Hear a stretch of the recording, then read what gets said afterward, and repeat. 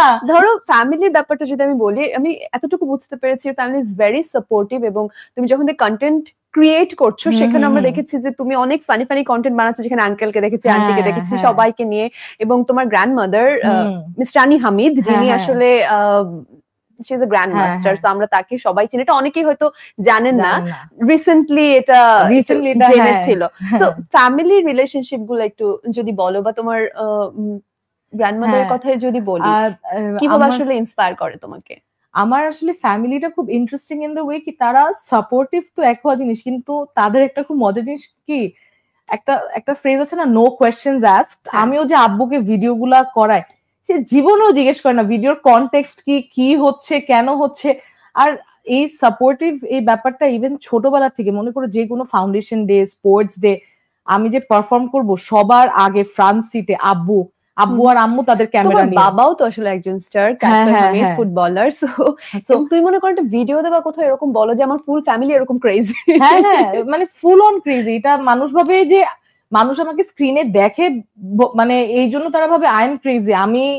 আমি কোনো ক্রেজির ইয়েতেই পড়ি না। আমার ফ্যামিলি একদম, তোমরা যদি একদম র ভাবে দেখো, আসলে ইভেন কিছুদিন আগে আমি আমার পেজে একটা পোস্ট দিয়েছি, আব্বু আম্মু ওই যে আমাদের মুভির যে গান আছে হলুদ হলুদ ডান্স, ওইটাতে এখন ওইখানে বেসিক্যালি এটা স্টোরিটা হচ্ছে রেজা আমাদের বাসায়, রেজার ডানা আসছিল, এমনি আমাদের রিলিজ ডেটটা অ্যানাউন্স হওয়ার পরপরই এমনি আন্টি মানে আব্বু আম্মুকে মিষ্টি দিবে।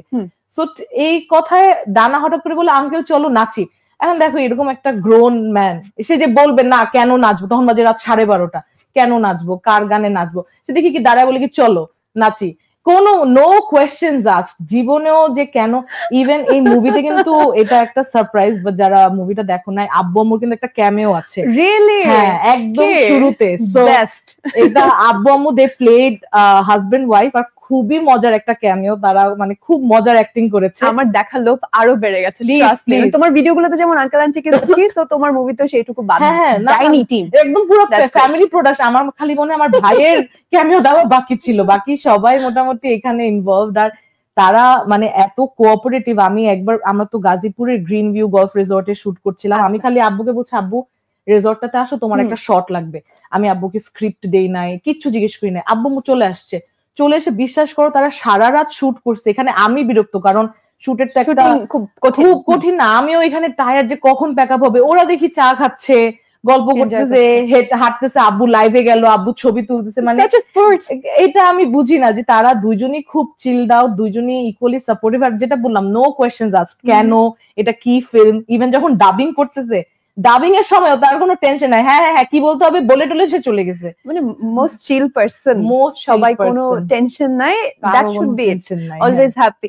শুটিং এর সময় সবচেয়ে মজার অভিজ্ঞতা যদি বলি, সেটা কি হবে? আই এম শিওর যে তুমি ছিলা শুটিং থেকে।